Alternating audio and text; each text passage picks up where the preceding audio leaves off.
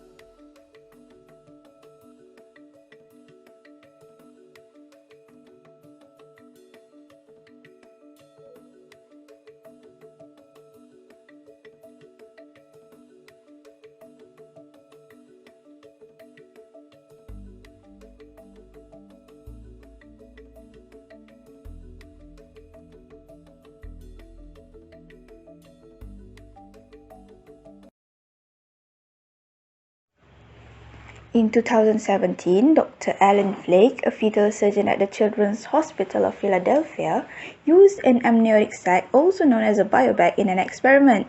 This was used to provide a protein and nutrient-rich blood supply to lamb fetuses that had been placed in a sterile fluid.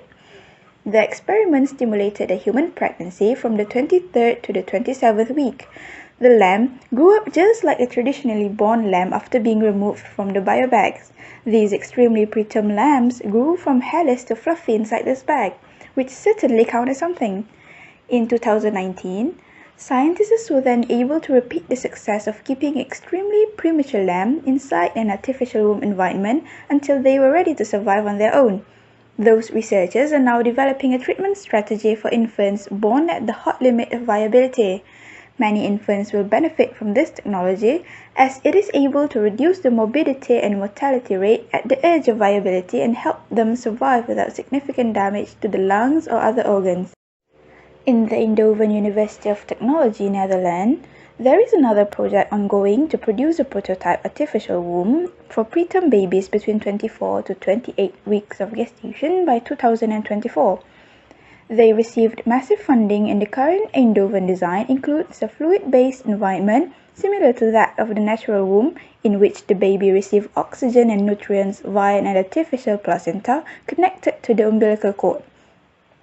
The research team is working to achieve the perfectly natural artificial womb. They're even using 3D printings to create the wombs and artificial babies that will be tested in them, mannequins. Sensors are being installed in these mannequins to stimulate the environment a fetus encounters inside a mother's womb, including the soothing sound of a heartbeat. Who knows how that will turn out? The benefits. What sort of benefit could you gain as a little science baby? Well, it could give a fetus a fully optimized environment in which to develop, with a carefully calculated formula for hormone and nutrient needs, and the fetus will not to be exposed to any infectious disease. The technology might also make it easier to perform surgery on the fetus if needed. The primary focus of the artificial womb debate has been on their potential to improve the survival rates of extremely premature babies. A biobag containing all necessities could potentially extend the gestational period outside the womb until the baby has developed sufficiently to live independently and in a good health. And it could see the end of a long-term hospital stay for premature infants, saving healthcare dollars in the process.